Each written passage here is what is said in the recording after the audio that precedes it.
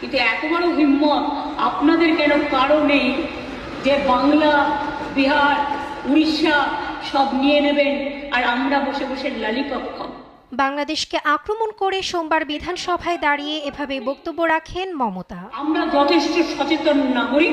ভারত আগ্রাসন অব্যাহত রাখলে বাংলা, বিহার, ওড়িশার দাবি করবে বাংলাদেশ।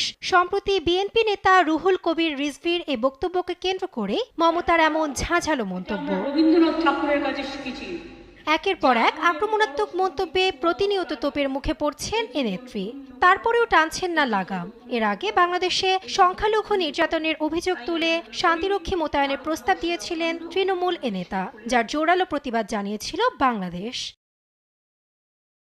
এদিন তিনি বলেন, বাংলাদেশ ইস্যুতে তার সরকার চরম ধৈর্যের পরীক্ষা দিচ্ছে, যা রবীন্দ্রনাথ থেকে শিখেছেন বলেও জানান। বিধানসভায় দাঁড়িয়ে আবৃত্তি করেন কবি